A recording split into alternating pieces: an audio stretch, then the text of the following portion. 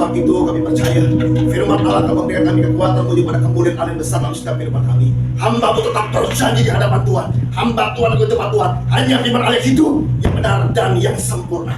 Inilah firman yang hidup. Kami mendengarnya di dalam nama Bapa, Putra dan Roh Kudus, di dalam nama Tuhan Yesus Kristus kita berkata-katakan amin. Kalau saya berbicara tentang Valentin bersama dengan Tuhan Yesus, bagaimana kasih Allah menyelamatkan saudara dan saya melalui kematian Yesus di atas kayu salib. Dan saya bahkan firman Tuhan dia harus bahkan wajib untuk apa? Mengasihi saudara kita. Nah, penting bagi saudara dan saya hari ini untuk hidup benar di hadapan Allah. Ya, apa yang saudara hidupi, saya percaya akan mempengaruhi kehidupanmu yang selanjutnya. Hari ini saya akan berbicara tentang meja hijaunya Allah. Ya, adalah pengadilan terakhirnya Allah di dalam kehidupan kita. Coba kita akan buka dulu di dalam Galatia 6 ayat yang kelima. Sebab tiap-tiap orang yang akan memikul tanggungannya sendiri. Ya, jadi firman Tuhan bilang bahwa setiap orang akan memikul tanggungannya sendiri. Nah, di dalam bahasa reference, di dalam bahasa NKI dikatakan bahwa setiap orang akan menghadap Allah dan mempertanggungjawabkan perbuatannya masing-masing. Terjemahan yang sedikit berbeda, bahwa setiap orang akan menghadap Allah. Jadi saudara dan saya akan menghadap Allah dan akan mempertanggungjawabkan perbuatan kita masing-masing. Firman Tuhan mengatakan bahwa setiap orang, yaitu termasuk saudara dan saya, akan menghadap Allah. Saya yakin dan saya percaya bahwa saudara dan saya hari ini yang hidup akan menghadap Allah. Entah itu kita menghadap Allah itu ya, tidak ada yang tahu ya, karena urusan yang namanya kematian adalah urusannya Allah. Urusan kelahiran juga adalah urusannya Allah. Tapi saudara saya pasti akan menghadap Allah. Dan ketika kita menghadap Allah, kita akan mempertanggungjawabkan perbuatan-perbuatan dalam kehidupan kita. Masalahnya, saudara, ya banyak orang Kristen hari ini yang dia tahu bahwa dia akan menghadap Allah dan dia akan mempertanggungjawabkan hadapan Allah, tetapi dia tahu bahwa akan ada penghakiman Allah. Tetapi di dunia ini dia menjadi hakim untuk dirinya sendiri dan juga untuk orang lain. Kita tahu bahwa penghakiman adalah haknya Tuhan. Penghakiman adalah kepunyaannya Allah. Tetapi ya banyak orang Kristen yang hari ini bahwa mengambil penghakiman yang miliknya Tuhan menjadi milik dia. Contohnya adalah Lucifer. Pada waktu ada perangan, Lucifer mengambil miliknya Allah. Apa sih yang menjadi miliknya Allah? Coba kita lihat dulu. Yesaya 14 ayat 12. Wah, engkau sudah jatuh dari langit, hai bintang timur, putra fajar. Engkau sudah dipecahkan dan jatuh ke bumi. Hai yang mengalahkan bangsa-bangsa. Betul. Engkau yang tadinya berkata dalam hatimu, aku hendak naik ke langit. Aku hendak mendirikan tahtaku, mengatasi bintang-bintang Allah, dan aku hendak duduk di atas bukit pertemuan, jauh di sebelah utara. Aku hendak naik mengatasi ketinggian awan-awan, hendak menyamai yang maha tinggi. Pada waktu dia bilang bahwa aku hendak menyamai yang maha tinggi, dia Lucifer mau menyamai yang maha tinggi. Lucifer mau seperti Allah. Ketika dia mau menjadi seperti Allah, stop ayatnya. Langsung Lucifer ditendang. Jadi ada pada waktu stop tingkatan dari pengampunan Allah terhadap Lucifer. Pada waktu dia bilang bahwa saya ingin menjadi Allah, wah ini tidak terampun. Akhirnya Allah tendang Lucifer. Kenapa? Karena Lucifer mau menjadi seperti Allah. Menjadi seperti Allah itu apa sih? Bisa ngapain sih? Saya mau bilang bahwa semua hal bisa Yesus lakukan. Betul? Apa yang Allah lakukan bisa Yesus lakukan juga. Tapi ada satu perkara yang Yesus tidak pernah bisa lakukan. Apa itu? Perkara itu menyamai seperti Allah. Apa yang menyamai seperti Allah yang Yesus tidak bisa lakukan? Yesus tidak pernah bisa melakukan penghakiman.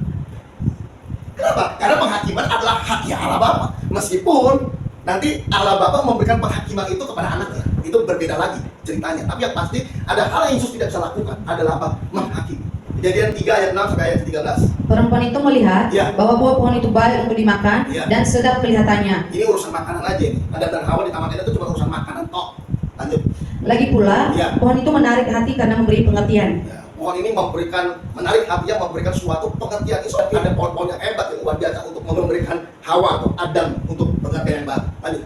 Lalu ia mengambil dari buahnya dan dimakannya, dan diberikannya juga kepada suaminya yang bersama-sama dengan dia, dan suaminya pun memakannya. Suaminya juga makan juga dengan sukacita, makannya juga sambil berdoa juga. Ini tidak ada masalah ini.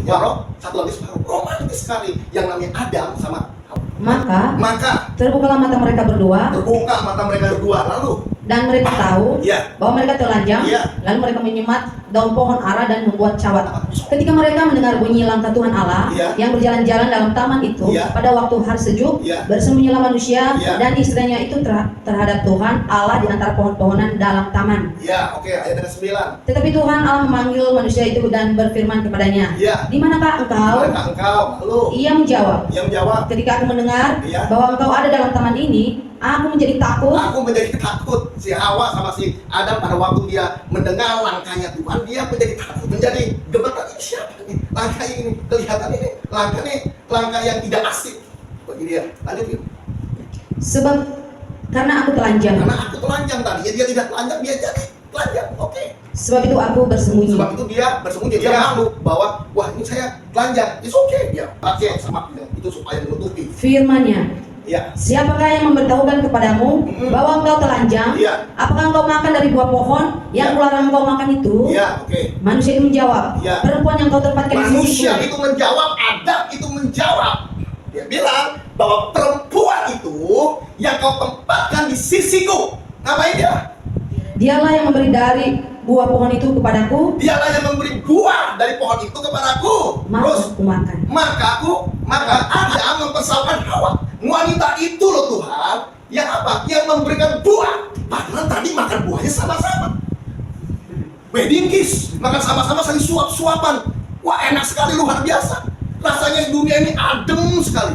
Karena memang cuma ada 2 orang doang, Adam sama si Hawa doang. Tapi ada makan buahnya, makan buah wedding itu. Separuh-separuh, paling suap-suapan. Ada yang melar dikit ya kan, ambil tisu sih Adam. Dia bilang, aduh kok melar-melar gini sih. Iya, grogi katanya Hawa. Enak-enak semuanya. Ada di situ juga bukan hanya buah, ada kopi juga mungkin. Ada roti juga. Lagi nyantai mereka, enak, lagi nostalgia lagi.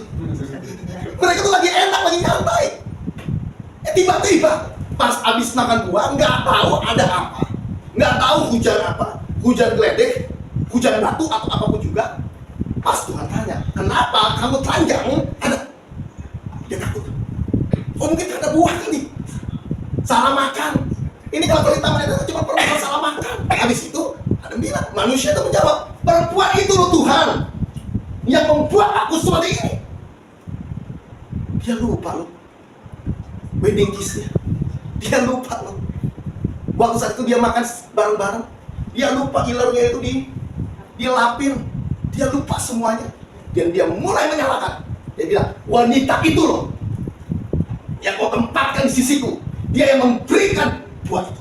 Kemudian berfirmanlah Tuhan Allah pada perempuan itu, apakah yang telah kau perbuat ini? Habis itu Tuhan bilang bahwa Hawa emang benar, kamu kasih dia makan. Hawa jawabnya apa? Jawab perempuan itu, ular itu yang memperdayakan aku. Bukan aku Tuhan, ular itu yang memperdayakan aku. Dia lempar kemana? Ke ular. Dia menyalahkan ular, dia menghakimi ular. Ada menghakimi Hawa, Hawa menghakimi ular. Inilah bentuk penghakiman. Maka itu detik sampai saat ini orang banyak sekali yang menghakimi. Kenapa? Ini tuh dosa tersembunyi. Karena dosa penghakiman munculnya di tangan Eden. Nonton bola, kurang diri itu. Aduh, nendang aja kagak bisa. Nendangnya harus udah ke kanan dikit. Kalau ke kanan dikit itu gol itu. Dia suruh main belum bisa masalahnya. Gitu aja. Kita sering kali bilang bahwa itu apaan sih tuh? Main gitarnya begitu. Itu apaan sih tuh? Benderannya begitu. Salah-salah semuanya. Kita menghakimi padahal kita belum tentu bisa bermain seperti mereka. Seringkali kita banyak menghakimi hari ini. Padahal baik-baik aja. Tadinya Hawa itu wedding kiss, saudara, dengan Adam. Tapi karena cuma salah makan buah, ngasih buah tuh bagus. Ngasih buah sama suaminya, dipotongin, kurang apa Hawa? Ada namanya juga, ya dikasih. Ada pernak-perniknya, ada bunga-bunganya. Bagus sekali Hawa, luar biasa. Tapi pada waktu ada masalah, pada waktu ada problem, mulai menghakimi. Padahal dia tidak tahu siapa sih yang salah. Yang harus bercermin itu siapa. Jika orang bilang bahwa, kamu tuh main itu jelek banget. It's okay kalau dikasih tahu, dinasihati. Tapi kita tidak boleh menghakimi. Kenapa? Karena kita belum tentu seperti orang itu. Kita bebas, kita bebas. Yohanes 8 ayat 2 sampai ayat 11. Pagi-pagi benar, Ya. ia berada lagi di bait Allah. Ya. Dan seluruh rakyat datang kepadanya. Ya, seluruh rakyat datang kepadanya. Berarti banyak banget bahwa dia ada di bait Allah sampai penuh, sampai full. Lanjut. Ia duduk dan mengajar mereka. Dia duduk dan mengajar mereka. Orang-orang ini dengar firman. Maka ahli-ahli Taurat dan orang-orang Farisi, Maka ahli-ahli Taurat saat itu adalah pastor, saat itu mungkin dia adalah pendeta, dan orang-orang Farisi ini adalah diibaratkan adalah majelis-majelis gereja yang punya power di gereja itu. membawa kepadanya seorang perempuan. Membawa kepadanya seorang perempuan, ada perempuan yang kedapatan berzina dibawa ke bait Allah. Dengan baik-baik, harusnya bukan dibawa ke bait Allah. Ini salah kamar, ini salah tempat. Harusnya dibawanya kemana? Dibawanya ke pengadilan, bukan di bait Allah. Karena bait Allah bukan sarana untuk penghakiman. Gereja bukan sarana untuk penghakiman. Banyak orang Kristen membawa banyak orang ke gereja untuk apa? Menyatakan kesalahannya, menghakimi kesalahannya. No, gereja tidak pernah menghakimi. Apapun juga itu, gereja tidak menghakimi. Gereja welcome semuanya. Membawa kepadanya seorang perempuan yang kedapatan berbuat zina. Ya, lanjut. Mereka menempatkan perempuan itu di tengah-tengah. Di tengah-tengah. Lalu berkata kepada Yesus, Lanjut. Rabi, Ya. perempuan ini tertangkap basah Tertangkap basah. ketika ia sedang berbuat zina. Ketika dia sedang berbuat zina, dia ketangkap basah. Yang nangkap siapa? Yang nangkap itu adalah para pendeta, para pastor, para gembala. Udah kong kali kong, persekongkolan, murni, hebat. Musa dalam hukum Taurat Dia bilang, Musa dalam hukum Tauratnya, lanjut. memerintahkan kita untuk melempari perempuan-perempuan yang demikian. Iya, Apakah pendapatmu tentang hal itu? dia tanya sama Yesus, apa pendapatmu tentang hal ini? Kalau dalam hukum Musa, kalau yang seperti begini harus dilempari. Sama. Lanjut. Mereka mengatakan hal itu untuk Iya. mencobai dia, Iya. supaya mereka memperoleh sesuatu untuk menyalahkannya. Iya. Tetapi Yesus Iya. membungkuk lalu menulis dengan jarinya di tanah. Nah, tetapi Yesus membungkuk dan menulis jarinya itu di tanah. Kenapa dia harus membungkuk dan juga menulis? Karena dia mau cross check. Dia mau lihat posisi saya sebagai apa. Dia lihat dulu. Dia lihat. Saya bukan hakim. Kenapa? Karena jelas firman Tuhan bilang, Yesus adalah pembela. Yesus adalah si pengacara itu, si pembela kita, bukan hakim. Waktu pada waktu dia nunduk, dia bilang, bukan hakim. Dan ketika mereka terus-menerus bertanya kepadanya, Ya terus menerus, Yesus lama sekali kasih jawaban. Karena Yesus tunduk aja. Mana dijawab? Bingung. Yesus juga bingung. Ya, bingung juga. Dia bilang, bagaimana? Cuma dia lihat posisi aku nih sebagai apa ya? Oh, aku nih sebagai anak Allah. Aku nih pembela. Ya nanti aku akan mati. Aku bukan penghakim. Hakim itu punyanya Allahku. Punya Bapa di sorga. ia pun bangkit berdiri, Iya. lalu berkata kepada mereka, Ya, barang siapa di antara kamu tidak berdosa, barang siapa di antara kamu tidak berdosa, kata Yesus, hendaklah ia yang pertama melemparkan batu hendaklah ia kepada yang perempuan pertama itu. melemparkan batu kepada perempuan itu. Lanjut. Lalu ia membungkuk pula dan menulis di tanah. Ya, lanjut. Tetapi setelah mereka mendengar perkataan itu, Iya. pergilah mereka seorang demi seorang, Iya. mulai dari yang tertua. Iya. Akhirnya tinggallah Yesus seorang diri dengan perempuan itu yang tetap di tempatnya. Nah, tidak ada satupun yang berani untuk melemparkan perempuan itu. Kenapa? Karena tidak ada penghakiman. Mereka juga bukan hakim. Mereka tahu saya pendeta. Mereka tahu saya majelis. Mereka bukan hakim. Dan Yesus pun tahu bahwa dia adalah seorang pembela. Dia adalah anak manusia yang untuk menyelamatkan, bukan untuk menghakimi. Dia tahu posisinya. Lanjutkan lagi. Lalu Yesus bangkit berdiri dan berkata kepadanya, Iya. hai perempuan, Dia di mana bangkit, dia berdiri kepada perempuan itu untuk apa? Apakah untuk menghakimi? Apakah dia bilang bahwa kamu kenapa berzina? Kenapa berbuat seperti ini? No, Tuhan tidak pernah ngomong itu. Lanjut, yang Tuhan ngomong apa? hai perempuan, Hai perempuan, di manakah mereka? di manakah mereka? Tiba-tiba Yesus bilang, hai perempuan, di mana mereka? Dia bilang bahwa, lanjutkan lagi. Tidak adakah seorang yang menghukum engkau? Tidak ada. Lanjut lagi ayat yang ke-11. Jawabnya, tidak ada Tuhan. Tidak ada Tuhan yang menghukum. Terus, Lalu kata Yesus, lalu kata Yesus, aku pun tidak menghukum engkau. aku pun tidak menghukum engkau, aku pun tidak menghakimi engkau. Terus, Pergilah pergilah dan jangan berbuat dosa lagi dan mulai dari jangan sekarang. berbuat dosa lagi mulai daripada sekarang. Yesus memberikan nasihat, bukan penghakiman. Saudara dan saya bisa memberikan nasihat, tapi bukan penghakiman. Kenapa? Karena penghakiman bukan hak saudara. Bilangan 12 ayat yang pertama sampai ayat yang ke-15. Miriam serta Harun Ya. mengatasi Musa berkenaan dengan perempuan Kus yang diambilnya. Nah, Miriam sama Harun ngata-ngatain Musa, ngomongin Musa. Nah, ngomongin ini tadinya itu adalah di belakang dan sekarang ngomongnya di depan. Kenapa? Karena Musa sama Harun merasa Dia sebagai hakim, dia merasa dia sebagai orang yang tua, orang yang hebat. Dia ngomongin Musa, kenapa? Karena Musa mengambil perempuan Kus. Sorry, ini selingkuhannya Musa. Miriam serta Harun mengatai Musa berkenaan dengan perempuan Kus yang diambilnya. Ya, Musa ngambil perempuan Kus. Perempuan Kus ini perempuan hitam. Sebab memang ia telah mengambil seorang perempuan Kus. Musa bilang bahwa aku telah mengambil wanita Kus itu. Tapi dia memang ya aku yang mengambil ya, aku juga nggak tahu juga bisa ketemu karena mungkin dia cantik, mungkin karena dia perhatian atau apapun juga. Oke, Musa salah sih. Sungguhlah Tuhan berfirman dengan perantaraan Musa saja. Iya. Bukankah dengan perantaraan kita juga ya berfirman? Iya. Dan kedengaranlah hal itu kepada Tuhan. Semuanya kedengaran sama Tuhan. Ngomongin tentang Musa itu kedengaran sama Tuhan. Jadi saudara dan saya hari ini yang punya handphone, yang punya status, yang punya sosial media atau apapun juga, yang sering ngambek ngomong apapun juga di sosial media, ngatain orang atau apapun juga, bikin status atau apapun juga, ternyata kedengaran sama Tuhan. Lanjut. Adapun Musa, ialah seorang yang sangat lembut hatinya. Ya, Tuhan tidak lihat Musa kesalahan dia. Yang Tuhan lihat adalah satu, Musa ini orang yang lembut. Tuhan kenal pribadi yang Musa. Yes, dia mengambil wanita Kus untuk mendampingi hidupnya, salah, betul. Tuhan tahu salah. Tapi satu, yang Tuhan lihat bukan kesalahan Musa. Yang Tuhan lihat adalah pribadi personal secara keseluruhan dalam hidupnya dia. Bukan perbuatan yang dia lakukan. Perbuatan diampuni melalui pengampunan dosa. Lebih dari setiap manusia yang di atas muka bumi. Lalu berfirmanlah Tuhan dengan tiba-tiba kepada Musa, Harun dan Miriam, keluarlah kamu bertiga ke kemah pertemuan. Maka keluarlah mereka bertiga. Lanjut. Lalu turunlah Tuhan dalam tiang awan dan berdiri di pintu kemah itu, lalu memanggil Harun dan Miriam. Maka tampillah mereka keduanya. Jadi ada Harun, ada Miriam juga. Lanjut. Lalu berfirmanlah ia, dengarlah firmanku ini.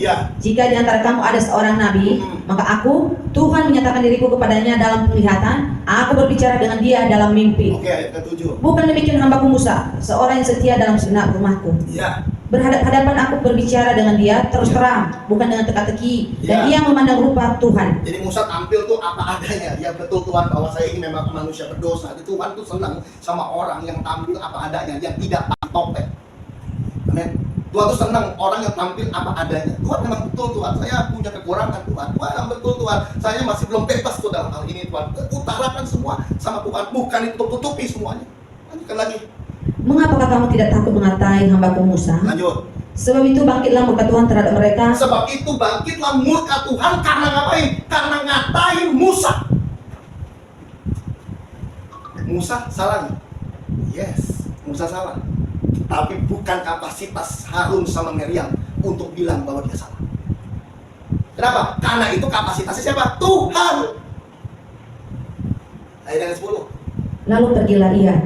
Dan ketika awan telah naik dari atas kemah, maka tampaklah Miriam kena kusta, putih seperti salju. Miriam kena kusta, putih seperti salju. Kenapa? Karena ngomongin Musa bersama dengan selingkuhannya yang bernama wanita Kus, perempuan Kus. Akhirnya Miriam yang ngapain dia kena kusta. Terus siapa lagi kena kusta? Lanjutin. Ketika Harun berpaling kepada Miriam, maka dilihatnya bahwa dia kena kusta. Dia kena kusta juga. Jadi Miriam sama Harun dua-duanya karena ngomongin Musa, menghakimi Musa, meskipun Musa bersalah, kena kusta. Hati-hati ini. Pak, dia kan salah. Dia juga sudah terus terang juga. Iya, memang Musa juga terus terang. Oh, memang betul saya sudah mengambil wanita itu, wanita Kus. Ya memang saya suka. Musa bilang, Harun sama Miriam bilang, Musa kamu salah. Salah bilang. Yang jadi hakim siapa? Kamu atau aku? Allah agak senang sama Harun sama Miriam. Bukan kesalahan dari Musa. Tapi Allah tidak senang sama Harun sama Miriam karena mengambil posisi Allah, yaitu menghakimi. Lucifer mau menjadi seperti Allah, hitam dah. Yes. Kenapa? Karena kamu mau menghakimi dunia. Saya tahu. Allah tuh tahu. Apa yang mau di dalam diri Lucifer, Allah tahu. Kamu mau menghakimi dunia. Adam sama Hawa. Kalau dia waktu satu tidak menghakimi, tidak menjadi hakim. Tuhan ampuni itu. Cuma buah doang. Kecil buat Tuhan. Karena masalahnya bukan masalah makan buah, bukan pelanggaran akan perintah. Satu, menghakimi. Berarti satu, posisi aku diambil. posisi Allah diambil, berarti baru seperti Allah. Oh, Ular, kamu jalannya tidak baik hati. Hawa, susah payah kamu melahirkan. Adam, kerja keras kamu. Murkanya. Kenapa? Murkanya karena penghakiman. Urusan makan buah itu urusan kecil buat Tuhan. Ya, amin. Tuhan bisa ciptain lagi. Buah yang dimakan bisa diciptain lagi. Tapi permasalahannya satu, penghakiman. Adam sama Hawa, Hawa ke ular, semuanya kena. Ini juga sama. Meriam sama Harun ngomongin Musa. Ya ngomongin Musa. Kena kusta akhirnya. Nah ini bagus kan. Lalu kata Harun kepada Musa, ya. Tuhanku, ya. Janganlah kiranya timpakan kepada kami dosa ini yang kami perbuat dalam kebodohan kami. Dia bilang bahwa Harun bilang, Musa tolonglah, jangan seperti beginilah. Aku jadi kena kusta, katanya. Meriam juga sama, Meriam juga kena kusta. Kamu tahu gak sih kalau kusta itu, bagaimana kusta itu penyakit najis. Dan kalau orang yang kena kusta, harus ada di sini tulisannya. Aku kena kusta, aku najis. Najis. Dan pada waktu dia jalan, dia harus bilang, aku najis. Setiap langkah, dia bilang, aku najis. Maka itu Harun bilang sama Musa, Musa, kalau seperti ini tolong ampuni aku. Aku minta maaf ya sama kamu. Lanjutin lagi, Musa bilang apa? Janganlah kiranya dibiarkan dia sebagai anak gugur, yang pada waktu keluar dari kandungan ibunya sudah setengah busuk dagingnya. Lalu berserulah Musa kepada Tuhan, Ya Allah, sembuhkanlah kiranya dia. Nah, Musa habis itu bilang bahwa Musa tolong dong, sembuhin saya dong Musa. Ya kan kamu ngomong dulu sama Tuhan, sembuhin saya. Saya nggak ngomongin yang tidak baik lagi, dan saya benar-benar bertobat Musa. Tolong kamu ngomong sama Tuhan supaya apa? Bebasin kusta saya. Untuk kustanya Meriam sama untuk kustanya Musa juga. Musa ngomong sama Tuhan. Kemudian berfirmanlah Tuhan kepada Musa, sekiranya ayahnya meludahi mukanya, tidakkah ia mendapat malu selama 7 hari? Biarlah dia selama 7 hari dikucilkan keluar tempat perkemahan, kemudian bolehlah ia diterima kembali. Nah, ayat ke-13 Musa bilang, Tuhan tolong ampuni Harun. Tuhan bilang, oke aku ampuni, tapi 7 hari. Musa mohon lagi sama Tuhan, Tuhan tolong Tuhan, bahwa ampuni dia Tuhan, ampuni Harun, ampuni Meriam. Dia sudah mengakui kesalahannya, dia ngomongin tentang aku bersama dengan wanita Kus. Tolong Tuhan ampuni dia. Kau bilang, aku ampuni Musa, tapi 7 hari. Musa bilang, Tuhan jangan 7 hari, Tuhan kasihan 7 hari. Dia harus bilang bahwa aku najis. Saya tolong Tuhan. Musa ngomong lagi sama Tuhan. Tuhan bilang, no, 7 hari. Dia ngomong lagi, Tuhan ini benar-benar Tuhan. Tolong Tuhan, aku benar-benar minta ampun. Aku minta ampun, Anda minta ampun, Meriam juga minta ampun. Tolong ampuni mereka, bebasin mereka, lepasin mereka dari kusta. 3 kali Musa doa. Musa yang baik sama saudara dia 3 kali. Tuhan jawab. 7 hari lagi. Habis itu Musa bilang, benar Tuhan. Dia bilang sama Harun, ya kan? Maka itu ngomongin sekali, 7 kali kamu dibuat malu. Kenapa? Allah membela Musa. Tapi hebatnya. Jadi dikucilkanlah Miriam keluar tempat perkemahan 7 hari lamanya. 7 hari lamanya. Dan bangsa itu tidak berangkat sebelum Miriam diterima kembali. 7 hari lamanya. Sampai benar-benar 7 hari, di hari 8 baru kustanya hilang. Kenapa? Penghakiman bukan haknya Meriam sama haknya Harun. Yang mengambil haknya Tuhan.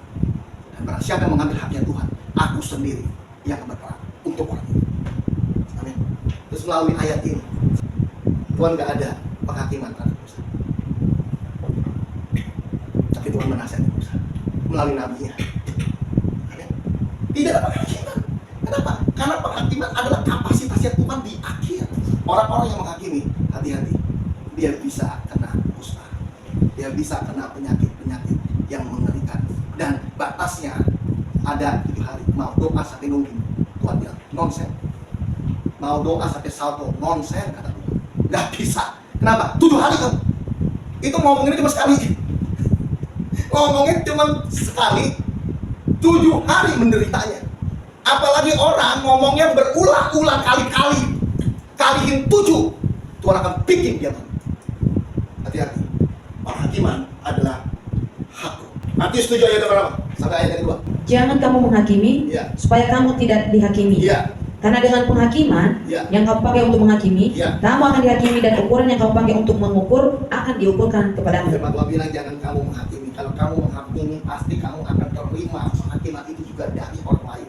Ini adalah konsep takut Tuhan. Apa yang kita lakukan yang baik, kita akan terima yang baik. Apa yang kita lakukan yang tidak baik, kita menghakimi, kita akan menuai hal yang tidak baik, yaitu kita akan dihakimi juga. Kalau kita mau agar orang lain berbuat seperti apa yang kita mau, berbuat dulu kepada orang lain, dan nanti kita akan menerima buah dari apa yang kita sudah perbuat kepada orang lain. Maka hari ini jangan menghakimi. Yakobus 5 ayat 9. Saudara-saudara, Ya. janganlah kamu bersungut-sungut Jangan kamu tersungut-sungut, lanjut. dan saling mempersalahkan. Saling mempersalahkan. Banyak orang hari ini saling mempersalahkan. Apapun juga mempersalahkan semuanya. Apapun juga pokoknya salah.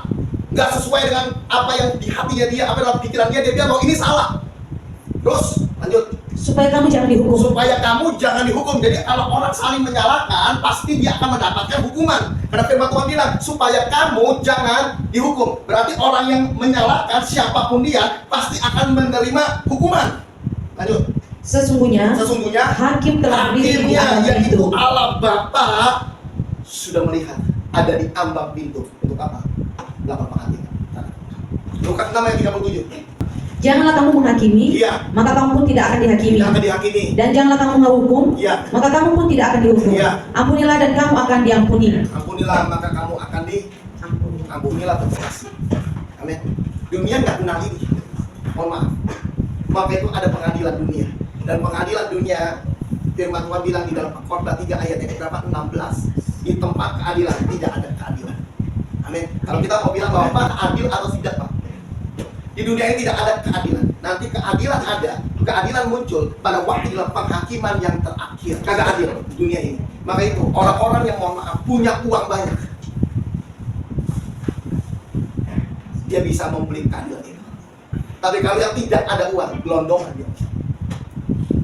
Dunia tidak adil. Kemarin saya bertemu sama satu orang, dia kasus 2012. Dia sekarang ada di Nusa Kambangan. Kamu sama keluarganya, dia pembunuhan berencana di Gorok leher dari mahasiswa Unin kalau saya tidak salah, namanya siapa itu, terkenal sekali 2012 waktu itu, dan dia sudah berada di sana kurang lebih sekitar berapa ya, 13 tahun. Kemarin kontak sama saya dari Nusa Kambangan, dia bilang, Pak, saya udah 13 tahun. 13 tahun. Hukuman kamu apa? Hukuman saya dari MP ke seumur hidup. Dari hukuman mati ke hukuman seumur hidup semua. Gila. Dia waktu itu usia 21 tahun. Tapi bukan dia pelakunya. Pelakunya adalah orang. Pelaku utamanya sudah mengakui bahwa betul saya yang menggorok itu leher. Sudah diakui. Gitu. Tapi yang 4 orang ini, saudara tahu nggak yang 4 orang ini siapa? Yang lagi saya tangani adalah dia ini adalah leasing laptop. Leasing laptop. Jadi ada permasalahan dengan laptop dan akhirnya orang ini leasing. Jadi dia ini kasih laptopnya dan akhirnya disangka pada waktu pembunuhan itu ada kumpul semuanya dan dia ikut terlibat. Ini leasing laptop. Waktu saat itu dia bilang, Pak, waktu ditangkap saya bingung, Pak. Kok kamu bingung? Bagaimana? Bingung, Pak. Ya kan? Tiba-tiba hidup saya udah stop semuanya. Handphone semuanya nggak ada semuanya, apa semuanya nggak ada semuanya. Terus Bapak tahu tidak? Di kantor polisi, tahu nggak dia ngapain?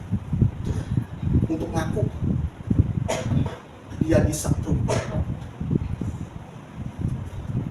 Dia bilang, Pak, keadilan nggak ada buat saya. Amin, saya bilang, betul. Betul, nggak ada buat kita nih, nggak ada. Keadilan ini benar-benar nggak ada buat kita nih, nggak ada. Sama sekali nggak ada. Saya amini itu betul, memang tidak ada. Dia bilang, kenapa saya seumur hidup, Pak? Saya cuma leasing laptop. Nggak ada urusan, tapi memang saat itu saya antar laptopnya. Terus waktu saat itu bagaimana? Waktu saat itu saya ada di kantor polisi. Pas di kantor polisi, saya disetrum, diinjak, dijejek palanya saya semuanya. Mau tidak mau saya ngaku. Kenapa? Sakit, Pak, rasa sakit. Nggak tahan struman itu.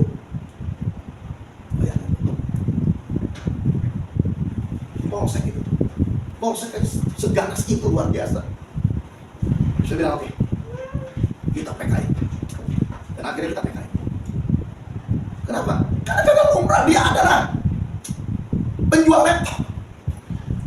penjual laptop, leasing laptopnya kena, dia kena. Habis itu ojeknya kena juga. Ada ojek juga, jadi pilih mau ada ojek. Ojek kan nganter, kaget aku juga nih ojek, kasihan juga dia mimpi buruk kan mimpi buruk dia nganter, ini juga ikut ada di sana juga, dan di sana lagi digorok semuanya, ikut semuanya. Orang ini otaknya hukuman mati, yang ini hukuman seumur hidup. Ini dua temannya, ini yang ini tidak dikenal, ini Gojek ojol, yang ini adalah leasing laptop Kolombia kalau saya tidak salah, Kolombia suram. Dia bilang nggak ada keadilan. Keadilan butuh diperjuangkan masalahnya. Nanti pun di meja penghakiman terakhir, di meja hijau yang paling akhir, Yesus berjuang buat saudara. Kenapa? Nggak ada keadilan. Iblis bilang, enak-enak aja lu ngelakuin dosa semuanya. Sekarang saya dakwa kamu, dan akhirnya Yesus dengan setetes darahnya menghapus semuanya. Iblis tidak terima. Dia benci pasti. Saudara saya, enak banget. Setetes darah bisa menghapus dosa semuanya. Dia kagak senang. Tapi dia tidak tahu tetes darah Yesus, perjalanan dalam tetesan darahnya Yesus penuh dengan perjuangan Yesus. Taman Getsemani, Yesus bilang sama bapaknya, Bapak, aku simpelnya seperti itu di taman Getsemani. Simpelnya itu Yesus mau bilang, buka lu lah cawan ini. Simpelnya itu mau bilang, Tuhan, nggak kuat, aku nggak kuat. Maka itu keringat dia muncul semua, dan Bapak disuruh lihat sebagai titik-titik darah. Dan akhirnya dia jatuh lagi, dia lihat lagi muka-muka orang. Kalau aku tidak lanjutkan perjalanan ini, mereka semua kalau neraka semuanya. Mukanya Bufian, mukanya Popo Bisya, semua dia lihat semuanya, lihat semua. Dan akhirnya ketiga, enggak tahan saya. Akhirnya ada kebalikan hati dari prajurit itu. Kamu siapa? Simon dan Kirene. Kuatnya kamu untuk ini, bantu ini orang. Kuat, saya fitness terus setiap hari. Emang Simon dari Kirene memang kerjaannya memang pembantu. Dia cepat gitu kan. Yesus ada di belakang. Simon mah enak aja ya, orang dia fitness gitu kan enggak. Yesus sambil di belakang sambil diputar. Cepat kamu, ya kan? Masa kamu kalah sama Simon? Simon aja udah ada di ujung. Oh iya, Simon di ujung, gila Simon karena fitness. Lanjut dia sampai di atas di atas kayu salib pun dia benar-benar udah gak tahan. Dia mau cepat untuk berlalu, tapi tidak bisa. Akhirnya dipaku. Udah pasti paku. Emang saudara kira emang enak gitu? Dia mau bilang, kalau bisa lalu Tuhan, aku belum pernah dipaku Tuhan. Emang aku maku kayu, karena memang bapakku tukang sofa, tukang kayu Bapak Yesus. Tapi belum pernah aku kena paku. Karena Yesus pernah waktu ituin sofa, dia maku, tuh kena deh, berdarah. Begini, Yesus gitu. Di plaster, 3 hari baru sembuh itu. Dipaku, karena itu sakit luar biasa. Ini apa? Di sini dipaku. Dia mau bilang, kalau bisa jalan ya. Tapi dia lihat lagi wajah-wajah saudara saya. Akhirnya dia bilang, oke paku. Beras. 1, 2, kaki juga. Roma 14 ayat 10 sampai ayat 13. Tetapi engkau, mengapa engkau menghakimi saudaramu? Tetapi mengapa engkau menghakimi saudaramu? Hal ini adalah untuk kita. Kenapa sih kita sering menghakimi saudara kita? Ini menjadikan jawabannya ada di dalam hidup kita. Ya Pak, karena saya iri Pak. Pak, emang betul Pak, saya sering menghakimi Pak. Kenapa? Karena saudara saya Pak udah dibilangin Pak 77 kali 7 Pak. Nggak mudeng dia Pak. Nggak ngerti dia Pak. Selalu salah Pak. Maka itu saya bilang bahwa dia itu goblok, bahwa dia itu bodoh. Saya udah bilangin Pak, salah lagi Pak. Udah bilangin Pak, salah lagi Pak. Nggak ngerti dia Pak. Jawabannya cuma ada di dalam hatiku saja. Maka itu firman Tuhan bilang, mengapa engkau menghakimi saudaramu? Lanjut. Atau mengapa engkau menghina saudaramu? Atau mengapa engkau menghina saudaramu? Hati-hati, banyak orang-orang yang menghina. Menghina gitu. Apaan sih dia sih? Daus bilang, ya, saya ini katanya permata. Dia bilang permata dia. Permata. Maka itu, ya kan di tempat lain saya dibuang di comberan, dipungut lagi sama orang, dibersihkan lagi karena saya permata. Firman Tuhan bilang, jangan kita menghina orang. orang yang mungkin hari ini bilang bahwa Pak, saya nggak ada apa-apa. Hati-hati. Orang yang bilang bahwa kamu mah tombos semuanya. Yang tombos jadi artis. Siapa tombos kenapa ya? Yang wajahnya ya wajahnya apaan sih? Taufik Sapalas ya kan pernah jadi supir angkot, artis dia luar biasa. Itu yang si stand up komedi Mongol. Ya gini semuanya ini kan artis, bayarannya mahal, cuap-cuap 50 juta dia. 3 dia. Sebab kita semua harus menghadap tata pengadilan Allah. Sebab kita semua harus menghadap tata pengadilan Allah. And of the end dalam kehidupanmu saat ini, apa yang kau lakukan dari awal sampai pada akhirnya harus kau pertanggungjawabkan di hadapan Tuhan, karena kita akan menghadap tatanya Allah. Di situ ada penghakiman, di situlah hakim yang adil itu, hakim yang mulia itu menghakimi seluruh dunia, menghakimi saudara dan saya. Semua kita, tanpa kecuali siapapun juga, yang hari ini bisa lewat karena pengadilan bisa dibeli, nggak apa-apa. Tapi mohon maaf, pengadilan Allah tidak pernah bisa dibeli. Pengadilan Allah adalah adil. Karena ada tertulis, demi aku hidup, demikianlah firman Tuhan, semua orang akan bertekuk lutut di hadapanku, dan semua orang akan memuliakan Allah. Demikianlah setiap orang di antara kita akan memberi pertanggungjawab tentang dirinya sendiri kepada Allah. Demikian setiap orang akan memberikan pertanggungjawabannya tentang dirinya sendiri kepada Allah. Saya mau bilang, tanpa Yesus, percaya sama saya, Anda enggak menang di pengadilan Allah. Sehebat apapun juga Anda mungkin jadi hakim, Anda mungkin jadi jaksa, pengacara, polisi atau apapun juga, memberi pertanggungjawaban di hadapan Allah. Hakim pun akan memberikan pertanggungjawabannya di dalam hadapan Allah. Pada waktu dia menghakimi, dia beri mati. Alat catat itu, bukan alat tidak catat, alat catat itu semuanya. Detail alat catat, tanggal, jamnya, alat catat semuanya. Dia pertanggungjawabkan. Kamu terima uang, kamu kasih putusan yang berbeda, yang salah ini, dia pertanggungjawaban. Di dunia ini gak bisa diadili dia. Iya, oke. Kenapa? Karena punya kekuasaan tertinggi, kehakiman semuanya. Maka itu namanya adalah yang mulia. Enggak saya. Yang mulia itu hanya Tuhan, hanya Allah. Maka itu kalau kita bilang yang mulia dalam hati saya berat. Gitu. Kan di dalam sidangan kita agak mungkin ya kan? Ya ini semua. Iya baik, yang mulia berat. Sini ada beratnya. Beda. Ya kan? Yang mulia berat, beratnya di dalam hati. Karena dia bukan yang mulia masalahnya. Karena itu janganlah kita saling menghakimi lagi. Maka itu firman Tuhan bilang, karena itu jangan kita saling menghakimi lagi. Karena banyak orang yang udah dengar firman, terus dia masih menghakimi lagi. Saya mau bilang, ada dosa-dosa yang akan dilakukan sengaja, maka korbannya tidak pernah ada lagi. Karena itu janganlah kita saling menghakimi lagi. Tetapi apa? Tetapi lebih baik kamu menganut pandangan ini. Ya. Jangan kita membuat saudara kita jatuh atau tersandung. Nasihati saudara kita. Kalau saudara kita salah, kita bilang, saya tahu yang benar, saya tahu yang baik. Kamu harus seperti ini. Kalau kita salah, kita dinasihati, kita harus menerima. Sama siapapun juga. Amin. Hari ini yuk, penghakiman adalah haknya Tuhan, haknya Allah, bukan haknya kita. Firman Tuhan hari ini pasal yang ke-1. Karena itu jangan kita saling menghakimi lagi, tetapi apa? Saling menasihati satu dengan yang lainnya. Tuhan Yesus.